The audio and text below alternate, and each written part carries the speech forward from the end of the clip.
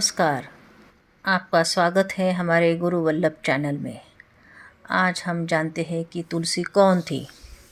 तुलसी के बारे में हम आज जानेंगे। तुलसी जो पौधा है, तुलसी एक पूर्व जन्म में एक लड़की थी जिसका नाम वृंदा था। राक्षस कुल में उसका जन्म हुआ था। बचपन से ही वो भगवान विष्णु की भक्त थी। बड़े ही प्रेम से भगवान की सेवा पूजा किया करती थी। जब वह बड़ी हुई तो उनका विवाह राक्षस कुल में दानवराज जलंधर से हो गया। जलंधर समुद्र से उत्पन्न हुआ था। वृंदा बड़ी ही पतिव्रता स्त्री थी, सदा अपने पति की सेवा करती थी। एक बार देवताओं और दानवों में युद्ध हुआ। जब जलंधर युद्ध पर जाने लगे तो वृंदा ने कहा, स्वामी आप युद्ध पर जा रहे हैं, आप जब तक युद्ध में रहेंगे मैं पूजा में बैठकर आपकी जीत के लिए अनुष्ठान करूंगी, और जब तक आप वापस नहीं आ जाते मैं अपना संकल्प नहीं छोड़ूंगी। जलंधर तो युद्ध में चले गए और वृंदा व्रत का संकल्प लेकर पूजा में बैठ गई।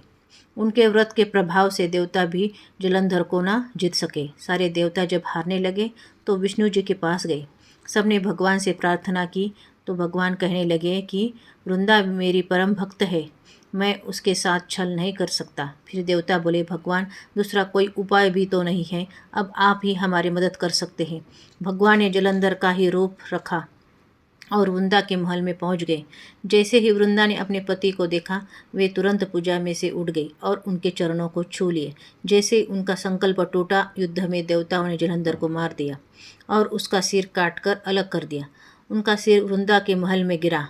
जब वृंदा ने देखा कि मेरे पति का सिर तो कट पड़ा है, तो फिर ये जो मेरे सामने खड़े हैं ये कौन है? उन्होंने पूछा, आप कौन हो जिसका स्पर्श मैंने किया? तब भगवान अपने रूप में आ गए, ऊपर वो कुछ न बोल सके। वृंदा सारी बात समझ गई। उन्होंने भगवान को श्राप दे दिया, आप पत्थर के हो जाओ, और भगवान तुरंत पत्थर के हो गए। सभी देवता हाहाकार करने लगे, लक्ष्मी जी रोने लगे और प्रार्थना करने लगी।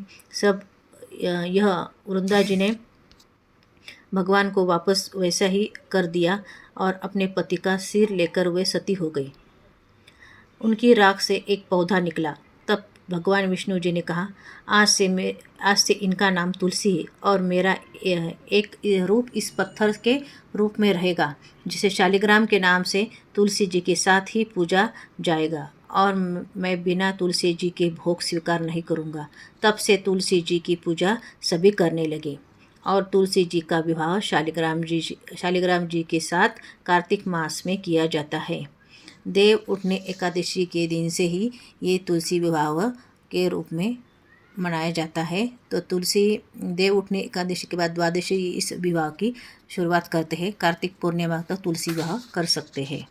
यह थी तुलसी के बारे में जानकारी। धन्यवाद।